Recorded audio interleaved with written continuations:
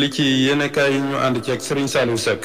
dal leen ak jàmm nataalu Serigne Mountakha Bassirou Mbacké xalifa général des mourides ak bu njiitu réew mi di président Macky Sall daanaka moo nekk ci xët yu njëkku yéenekaay yi nu xëyandool yépp muy l'Observateur, L'As, Les Échos, Vox Populi, Source A, Le Quotidien, Lii Quotidien, Le Témoin, Sud Quotidien, L'Info, Tribune, Rewmi Quotidien, Grand Place, Bës Bi Le Jour, Direct News, Le Mandat ba ci yeneeni journal ñu ci bareet les adieux de Macky Sall à Serigne Mountakha lan bind seenu xët waaye l'Observateur moom salle d'émotion à Touba la bind ci aw xëtam journal Futurs Médias bi ne la tax mu wax ko moo di ne démb ca salle ba Serigne Mountakha Bassirou Mbacké dalaloon njiitu réew mi di président Macky Sall yaram dawoon na fa lépp nag mi ngi amee ci ni ko njiitu réew mi di baaxoo di defee at mu yàlla sàkk muy bu màggal gi jubsee mu ñëw andi ab ziyaaram ak ziyaaru pour réew mi président Macky Sall wax Serigne Mountakha Bassirou Mbacké ne ko ren jii mooy nekk màggalam gu mujj en tant que président de la République du Sénégal président ne xalifa bi déwén inchallah fauteuil bi mu toog beneen président de la République moo fiy toog daal di andil réew mi seenu ziyaar ndax Mbacké na ma ko waxee woon ca 2019 ba may amal campagne ngir ñu joxaat ma réew mi ma ni leen bés bu ma déggee daali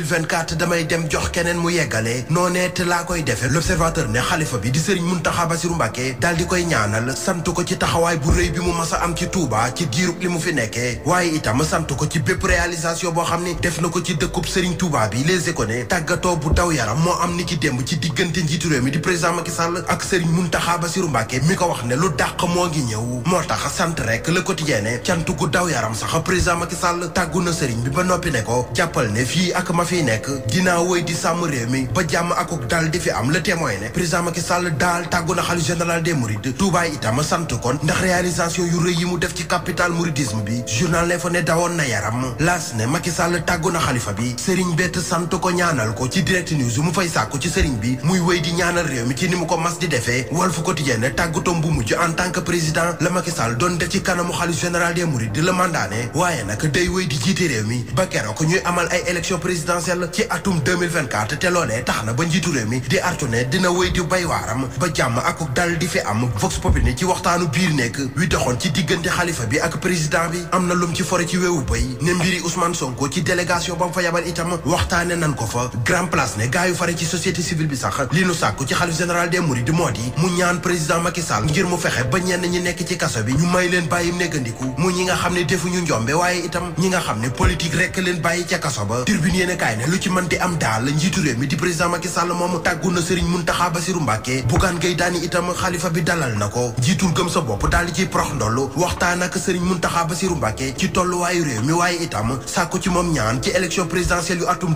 2024 Serigne Mountakha Bassirou Mbacké itam daal di koy ñaanal moom Serigne Mountakha Bassirou Mbacké am nataalam moo nekk ci xët u njëkku Lii Quotidien journal bi xëy di def portrait ma di naan al Mountakha nitu jàmm la nitu boolekat la boroom xam-xam mi ci mbégte mi ba ni mu fi toogale tey maamam di Serigne Touba itam la journal Bës Bi Le Jour xëy di wax itam ni ko borom banque yi jëlee ndax yéenekaay bi nee na ñoom borom banque yi danoo xam ni Touba ci màggal gi li mu fi dugal ci ay koppar ba tey kenn mënagu ko natt lii tax ba ñoom itam ñu daal di nangu ne koppar gu bari lan fi ràbbee lii tax Bës Bi Le Jour ne Touba un bon client Juan Branco ndax client bii di Ousmane Sonko da koo jomb Les Échos ne lu ci mën di am daal maître Marcel nekk avocat ca barreau bu Paris dal na ci kaw maître Juan Branco ndax ne li muy tëbaka dal ci dossier bu Ousmane Sonko loolee utum bës képp a ko waral te nag ni mu ciy doxalee arrangé wul benn yoon Ousmane Sonko mi mu ciy layal moom Juan Branco ci Libération yéenekaay mu fay xamle ne tey jii la gën a taxaw ngir jàppale Ousmane Sonko moom Ousmane Sonko partem ba woon di Pastef su anee nag ay gars yu fare ci société civile bi ñooy dox tànki jàmm ngir ñu génne ñi nu duppee ay détenus politiques waaye biñ leen laajee téeméer ci ay détenus politiques ngir ñu bàyyi leen lànk la ñu def boole ci itam ñoom waa Pastef di parti ba woon di xamle ne tey jii la Ousmane Sonko di wéy di nekk seen candidat ci élection présidentielle yu atum 2024 élection présidentielle yooyee Direct News nee na candidat bu coalition Benno Bokk Yaakaar léegi mu leer te nag Amadou Ba lan ko yaakaare yaakaar ju tas dëgg la njabootu ko maire bu Sangalkam am Libération yéenekaay moo ko wax journal bi ne Pape Sow mooy maire bu Sangalkam ak njabootam la benn waay dëbb lindia Chamsi Edine Konaté lay wuyoo li mu leen wax moo di jege ñaale procureur de la République la te itam mën na cee dox tànki jàmm ba ñu bàyyi ko waral ba njaboot gi jot koo jox juróomi million ci xaalisu CFA ndekki léppi dóor la te Libération yéenekaay nee na nekkul ne bii yoon képp